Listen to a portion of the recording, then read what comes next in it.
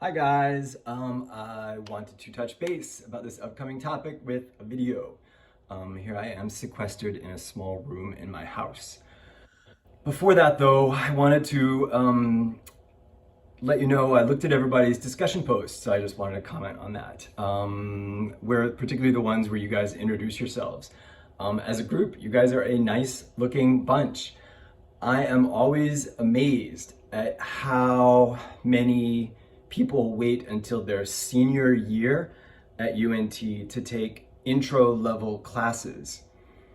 You know that's not how it's supposed to work, right? You're supposed to take the intro level classes at the beginning of college and then get more advanced as you go along. No big deal.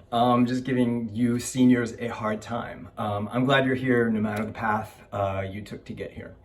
Also, as a group, you guys are really well traveled. I think I counted 11 or 12 different countries around the world. Saudi Arabia, Switzerland, Nigeria, South Korea, Greece, Northern California. I'll give you that, particularly if you're from Texas. Northern California is like a different country. Bangladesh, Japan, New Zealand, Germany, Italy. You know what's even more interesting? You guys are probably the most diverse class I have ever had at UNT in terms of your majors, your undergraduate majors. Econ, kinesiology, mechanical engineering, English, interdisciplinary art. Jessica, you can be our subject expert on Neanderthal art. That would be super cool. CVAD, biology, criminal justice, there were lots more. So almost no anthropology majors, although a couple of minors out there. Some shout outs. Tracy, it is never too late to redeclare archaeology as your major. It might be really cool. Summer, there are a lot of non-traditional students at UNT. In fact, that is one of the things I probably like the most about teaching at UNT, is that UNT students are just a diverse lot. I mean, I'm not talking race, ethnicity, but also just the diversity of economic backgrounds. Somehow UNT students seem to have a little bit more real world kind of experience. So anyway, Summer, I'm glad you're here. Dimitri, it is good to have you back in class again. Dimitri was in my Peoples and Cultures of Africa class. I am psyched you became an anthropology minor. I will probably take full credit for that with my previous class, even though that probably had nothing to do with your decision, or you were already an anthropology minor. Anyway, welcome everybody. And so I wanted to introduce you guys to the next big topic in the class and sort of the big ideas that come out of that. We start off post-test with two short films. They're part of a PBS Nova documentary called Becoming Human. It's like a documentary series, and they're actually pretty good, I think. I give you a short assignment about that, not because I like grading assignments, I actually really don't, but I've discovered UNT students, when I give a film, it often really helps to have like a thing, like an assignment, or like what should I focus on? And so that's what this assignment is, right? It's just sort of pick and choose something to look at in the films that I think is important, that you should probably focus on from those films. So anyway, that's not meant to be hard. It's really just giving you something to focus on in the films. This week is more about how we know stuff. It also combines two different kinds of anthropology, both archaeology and physical or forensic anthropology.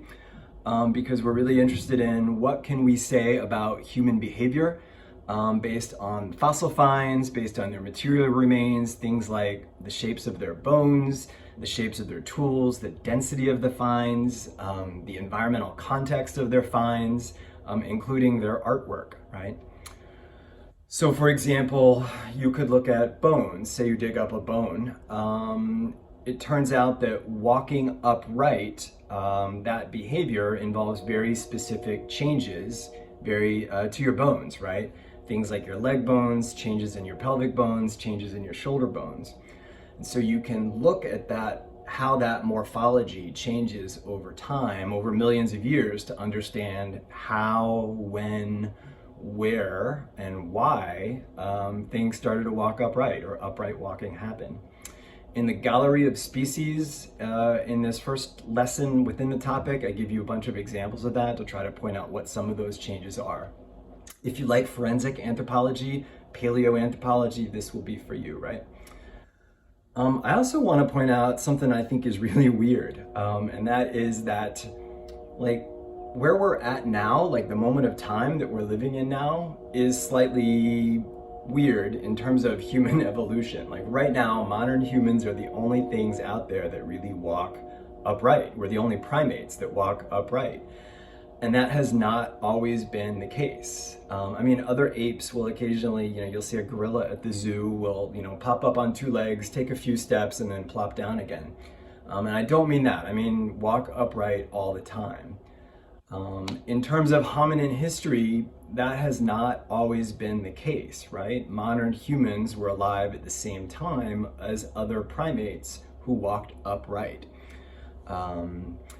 And also, it was never that one species became a different species, right? It was never that kind of one linear kind of evolution.